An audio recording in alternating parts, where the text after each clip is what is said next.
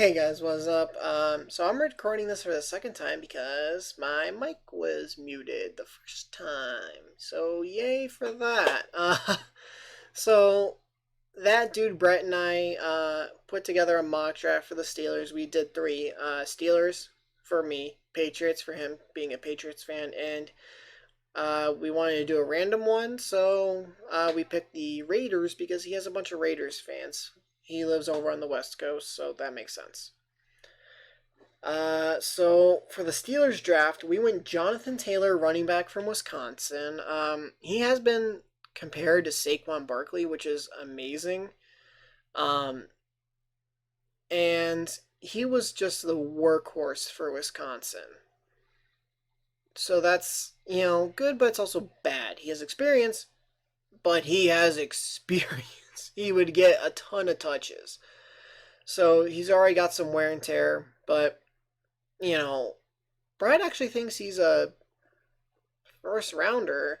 I don't know about that. I think he's probably a second. Would I be absolutely shocked though if the Chiefs took him with the 32nd pick? No. That could be a good pick. But, he was a great player for Wisconsin, and I'd be ecstatic if the Steelers got him at 49. At 102 in the third round, we had the Steelers taking Van Jefferson, a wide receiver from Florida. Let me talk about Taylor a little bit more. He does have a fumbling issue, and he has an issue, I think, with drops, if I remember correctly, from doing this the first time. I'm going to try to do this without because it actually took me 36 minutes to record, and I don't want to do that again. So, yeah, so for Van Jefferson from Florida, he's a big guy. He's like 6'2", almost 200 pounds, I would say. Um, Fantastic, and I mean fantastic route running on him. So, Steelers love their route runners. He's also the son of a former NFL receiver and now an NFL wide receiver coach. So Steelers love their family connections. You got T.J. Watt, and now they just signed Derek. But they drafted Terrell Edmonds, whose father played. His brother's also his younger brother got drafted. His older brother was undrafted, but his older brother's on the Steelers as well. Then you got Devin Bush, whose father played. Steelers absolutely love their family connections. So I think that's a good chance of that happening.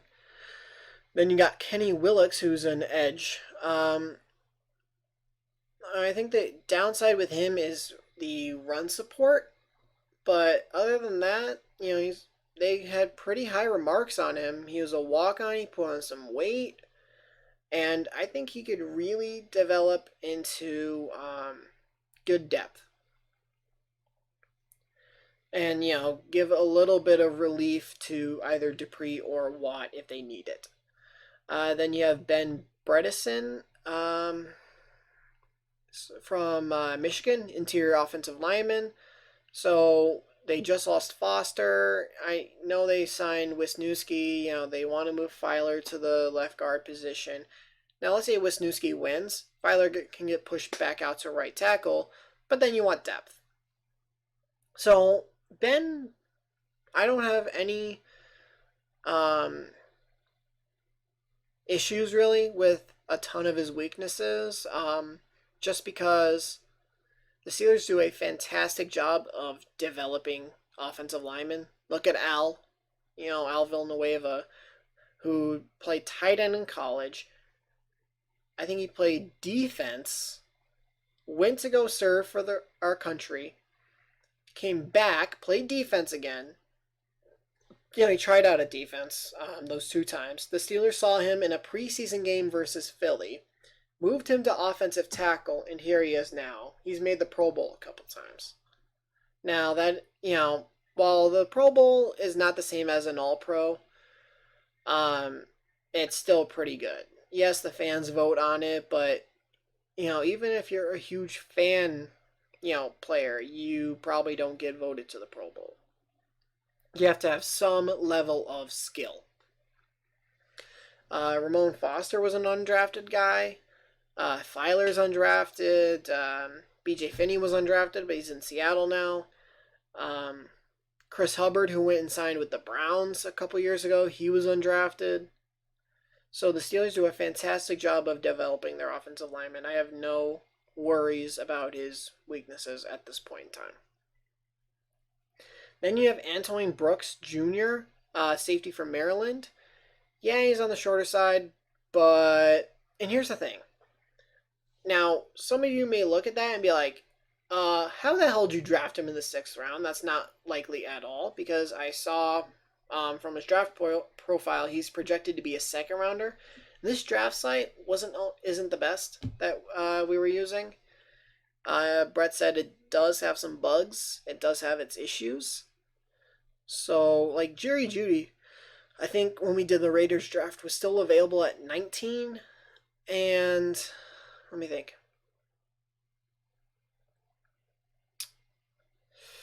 He's still available at 19. And I think Jalen Hurts was still available at like 87 or something like that. So there was a couple guys who, yeah, they shouldn't be there at that point. And now we know that Jerry Jeudy's dropping a little bit because he has a knee issue, I guess, and some kind of knee injury. But, yeah. Sometimes the website was dumb, but, he is on the shorter side, but so's Honey Badger. He's a shorter safety. Antoine's pro comparisons, TJ Ward. He played for the Browns and for the Broncos. So just because you're short, though, it doesn't really matter that much. He'd be excellent depth for Minka and Terrell Edmonds at the safety position. Because they had Cam Kelly, but then he got arrested and they cut him. Then they brought Marcus Allen up from the practice squad and they've had Jordan Dangerfield forever. I would love to see Brooks, especially if it's in the 6th round. Because that means something happened and he fell. He did more than fell. He just right down. And then one in the 7th round that I've seen some differing opinions on is DeMarcus Acey, a corner from Missouri. So I do believe his father also played, or was it Brooks' father who played? I think it might have been Brooks' father who played because he played corner. I don't know. It was one of those guys. But DeMarcus Acey is a corner from Missouri. Big guy, 6'2". Can play either man or zone. Now, obviously, any corner can either play, can play either one, but he can play, either one at a half-decent level. And I've seen differing stuff on him. I saw someone that said, now this may have been a Missouri fan. I don't know. But they were saying that he has all the makeups of a first-round pick. First-round pick. And we got him in the 7th in this mock draft using this thing. Now, this thing was off sometimes, but not that off. So, here's another thing. With Acey. I saw someone, now maybe this person hates Missouri, who the hell knows, but they said practice squad potential. And really? It literally, well, it technically said potential practice squad, but I count those as basically the same thing. I'm like, this person says first rounder. This person says maybe practice squad. And then someone in the middle, I found a few people in the middle that said, he's good, but he needs to work on this, and this. And that's fine. That's great. Because the Steelers have, and, when we were doing this thing, the thing said he had he had the potential to be an NFL starter. So I'm looking at that we got Joe Hayden, we got Steven Nelson, Mike Hilton, Cam Sutton, Justin Lane. Those are 5 guys. Acey comes in at 6. He has all the time in the world to develop behind Hayden, Nelson, who are the outside guys. Mike Hilton plays slot. Cam Sutton, while he can play outside and slot, so can Steven Nelson. Sutton is like the second slot guy. Justin Lane's a big 6'2 corner who played outside at Michigan State. Now you got another 6'2 guy who's going to be outside. So I'm looking at this like, it's like, I like that, his chances to develop, especially behind the secondary the Steelers have now. A few years ago, you're drafting him, and he might have to play a couple games, but he'd be, special teams. And along with Brooks, if he's there in the sixth, he'd play special teams. So it really is interesting to see what's going to happen. This is going to end up being my one and only mock draft because I'm recording this the day before the draft. You guys are seeing this the day of the draft. So with all that said, I think I'm going to end this video here. You guys can obviously go real extensive on Jonathan Taylor, Van Jefferson, Kenny Willix, Ben Bredesen, Antonio Brooks Jr., and DeMarcus Acey. You guys can go through all of, what are they, 6? Yeah, 6 guys, because they don't have a first rounder, the Minkah trade. And they got the extra 4th rounder in the Minkah trade as well, but they gave up their 5th rounder in the Minkah trade. They got Minkah, a 4th this year, and they gave up a 6th next year in the 2021 draft. And then they gave up a 1st this year, a 5th this year, and they gave up a 6th. They got a 7th in the 2021 draft. That's what it was. But yeah. The draft's definitely going to be exciting. If you're watching it with your family, if you're watching it with your friends, enjoy. If your team has 1 first-round pick, in the Steelers' case, 0, or whether they have 3, like the Dolphins do. Enjoy the draft, really. Just enjoy it with your family, your friends, whoever you're watching it with. Brett is going to be doing a stream. I don't know what time the stream is starting. I'm probably also going to do one as well.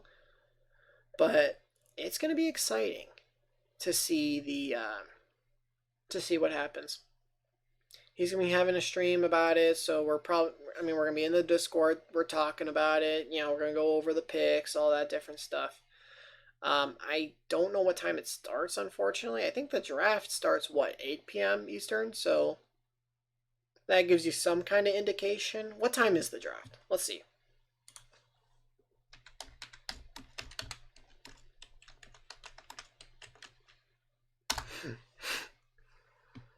Yeah. Yeah, it's 8 p.m. It'll go to about 11:30 p.m. Eastern. So that's West Coast 5 p.m. his time. So we'll see. But yeah, I'll probably end up streaming as well. Just so we can all, be in the Discord, talk about it, and react. Because, I actually think the Bengals said Joe Burrow is their pick at number 1. I think they actually told him, we are picking you number 1. We're not trading. Now, is that true?